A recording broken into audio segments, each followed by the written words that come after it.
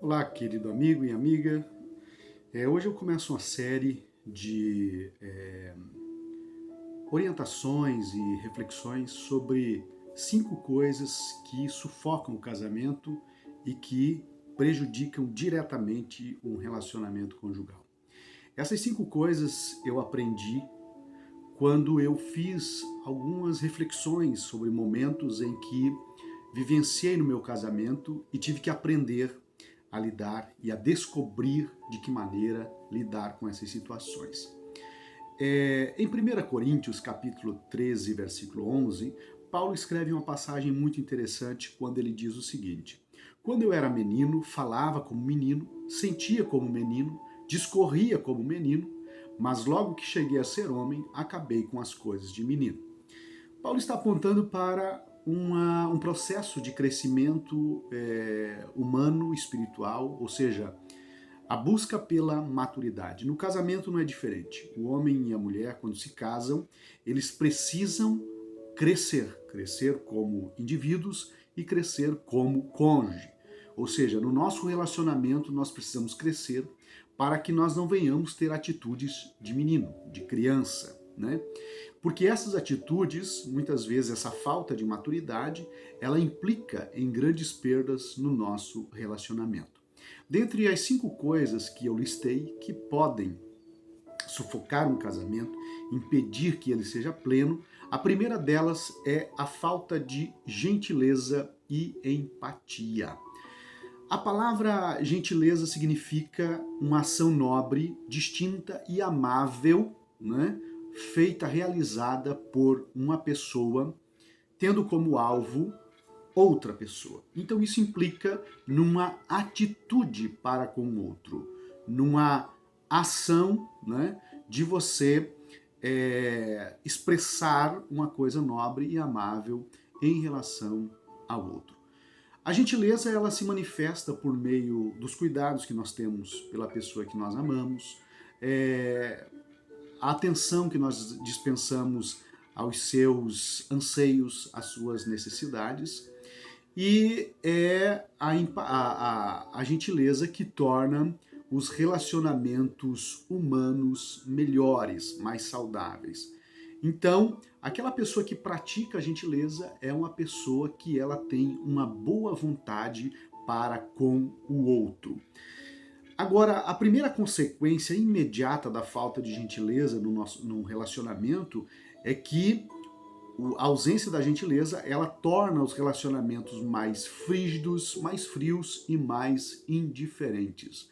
Por quê? Porque se a gentileza é uma demonstração de amabilidade, a ausência da gentileza faz com que essas expressões não existam e tornem o casamento um deserto, ou seja, algo que não produz nada, que não resulta em nada.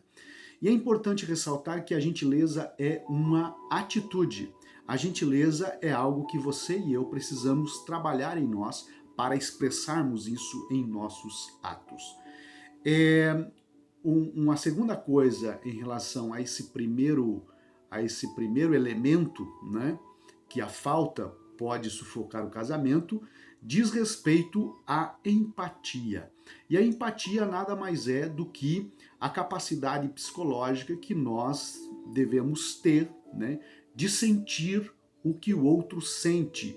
É evidentemente que não na mesma proporção, mas em uma proporção aproximada em relação ao que o outro está sentindo. Então, compreender o que o nosso companheiro, a nossa companheira sente é algo indispensável para um bom relacionamento. Então observe bem, sermos gentis, demonstrar amabilidade, cuidado, né, atenção para com a pessoa e se colocar no lugar dela quando necessário para tentar compreender o que ela está sentindo é algo que faz com que o nosso casamento seja melhor, né? Certa feita, quando a minha esposa está grávida, e eu fiz uma brincadeira com ela e ela acabou se magoando com aquilo ali. E depois nós fomos conversar. No momento eu fiquei pensando, né, um pouco triste com a reação dela, mas tudo bem. Depois nós fomos conversar sobre isso e ela disse: Gesiel, você não sabe o que é estar grávida. E realmente eu não sei o que é estar grávida.